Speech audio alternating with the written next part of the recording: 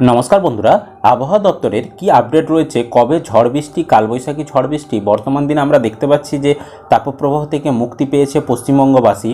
তো আগামী দিনগুলোতেও কিন্তু কালবৈশাখী ঝড় বৃষ্টি, কোথাও কোথাও ভারী বৃষ্টির সম্ভাবনা রয়েছে। তো কোন কোন জেলাতে কীরকম আবহাওয়া থাকবে বিস্তারিত আজকের এই ভিডিওতে আমরা আলোচনা করব। তার আগে আপনি কোন জেলা থেকে ভিডিওটি দেখছেন, আপনাদের ওখানে আবহাওয়া কেমন, অবশ্যই কিন্তু কমেন্ট করে জানাবেন।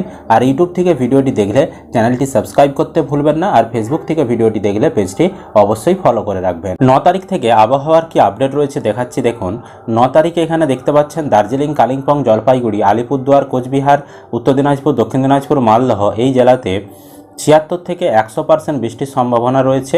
এবং নিচের দিকে এখানে মুর্শিদাবাদ, নদিয়া, উত্তর চব্বিশ পরগনা, দক্ষিণ চব্বিশ পরগনা, কলকাতা, হাওড়া, হুগলি, পূর্ব বর্ধমান, বীরভূম, পশ্চিম বর্ধমান, তারপর পূর্ব মেদিনীপুর, পশ্চিম মেদিনীপুর, ঝাড়গ্রাম, বাঁকুড়া, পুরুলিয়া এই জেলাতে এখানে 51 থেকে 75% বৃষ্টির সম্ভাবনা রয়েছে। এবার দেখুন 10 তারিখে দেখতে পাচ্ছি পশ্চিমবঙ্গের প্রতিটি জেলাতেই একদম দার্জিলিং, কালিম্পং থেকে শুরু করে এখানে ঝাড়গ্রাম, পূর্ব মেদিনীপুর পর্যন্ত, একদম উত্তরবঙ্গ এবং দক্ষিণবঙ্গ মিলিয়ে সমস্ত জেলাতেই এখানে 76 থেকে 100% বৃষ্টির কিন্তু সম্ভাবনা রয়েছে 10 তারিখে। তারপর 11 তারিখে দেখুন একদম দার্জিলিং, কালিম্পং থেকে শুরু করে নিচের দিকের পূর্ব মেদিনীপুর পর্যন্ত, অর্থাৎ পশ্চিমবঙ্গের প্রতিটি জেলাতেই বৃষ্টির সম্ভাবনা 51 থেকে 75% জেলা অনুযায়ী। তারপর দেখুন 12 তারিখেও একদম একই 11 তারিখের মতন দার্জিলিং, কালিম্পং থেকে শুরু করে পূর্ব মেদিনীপুর পর্যন্ত প্রতিটি জেলাতেই বৃষ্টির সম্ভাবনা রয়েছে। পার্সেন্টেজ হচ্ছে 51 থেকে 75%। যেই জেলার, ধরুন আমি যদি উদাহরণস্বরূপ বলি, মুর্শিদাবাদ জেলায়, এই জেলাটা অনেকটাই বড় জেলা, এই জেলার 51 থেকে 75% স্থানে বৃষ্টি হবে, বাকি স্থানে বৃষ্টি হবে না, সেটাকেই বোঝানো হচ্ছে। তারপরে দেখুন 13 তারিখে দার্জিলিং, কালিম্পং, জলপাইগুড়ি, আলিপুরদুয়ার, কোচবিহার, উত্তর দিনাজপুর, দক্ষিণ দিনাজপুর, মালদহ এই জেলাতে 51 থেকে 75% বৃষ্টি। এবং নিচের দিকে রেখা মুর্শিদাবাদ, নদিয়া, উত্তর চব্বিশ পরগনা, দক্ষিণ চব্বিশ পরগনা, কলকাতা, হাওড়া, হুগলি, পূর্ব বর্ধমান, পশ্চিম বর্ধমান, বীরভূম, পূর্ব মেদিনীপুর, পশ্চিম মেদিনীপুর, বাঁকুড়া, পুরুলিয়া, ঝাড়গ্রাম এই জেলাগুলোনে 26 থেকে 50% বৃষ্টির সম্ভাবনা রয়েছে। আর 14 তারিখেও একদম দার্জিলিং, কালিম্পং থেকে শুরু করে একদম পূর্ব মেদিনীপুর, মানে প্রতিটি জেলাতেই কিন্তু 26 থেকে 50% স্ক্যাটার্ড বৃষ্টির সম্ভাবনা রয়েছে। এবার সতর্কবার্তা দেখুন, 9 তারিখে সতর্কবার্তা হিসাবে কি কি দেওয়া রয়েছে।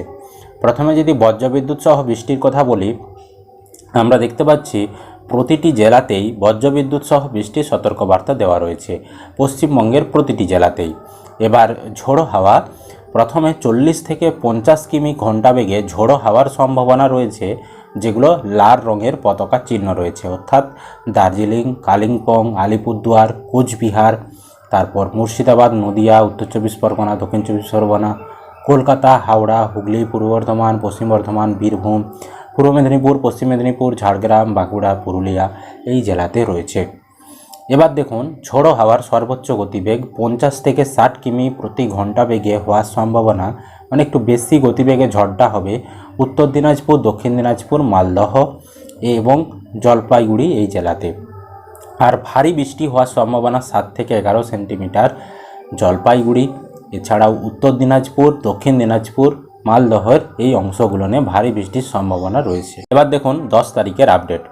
10 তারিখে বজ্রবিদ্যুৎ সহ বৃষ্টি দার্জিলিং, কালিম্পং থেকে শুরু করে একদম পূর্ব মেদিনীপুর পর্যন্ত, মানে প্রতিটি জেলাতেই বজ্রবিদ্যুৎ সহ বৃষ্টির সতর্কবার্তা রয়েছে।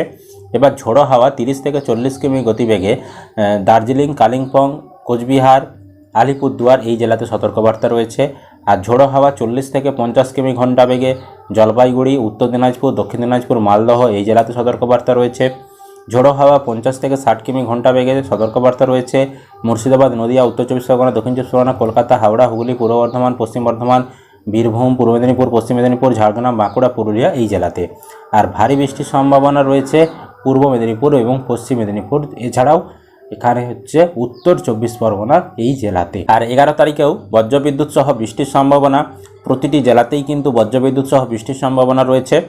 এবং ঝোড়ো হাওয়া সর্বোচ্চ গতিবেগ 30 থেকে 40 কিমি ঘন্টা বেগে দার্জিলিং, কালিম্পং, জলপাইগুড়ি, আলিপুরদুয়ার, কোচবিহার, উত্তর দিনাজপুর, দক্ষিণ দিনাজপুর, মালদহ, মুর্শিদাবাদ, নদিয়া, কলকাতা, হাওড়া, হুগলি, পূর্ব বর্ধমান, বীরভূম, পশ্চিম বর্ধমান এই জেলাতে রয়েছে।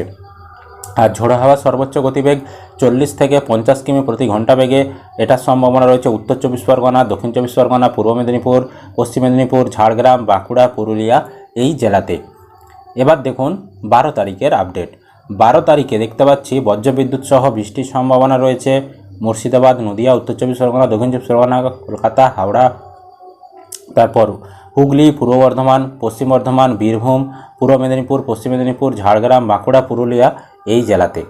এবার ঝোড়ো হাওয়া সর্বোচ্চ গতিবেগ 30 থেকে 40 কিমি ঘন্টা বেগে সতর্কবার্তা রয়েছে মুর্শিদাবাদ, নদিয়া, উত্তর চব্বিশ পরগনা, দক্ষিণ চব্বিশ পরগনা, কলকাতা, হাওড়া, হুগলি, পূর্ব বর্ধমান, পশ্চিম বর্ধমান, বীরভূম, বাঁকুড়া, ঝাড়গ্রাম, পুরুলিয়া এই জেলাতে।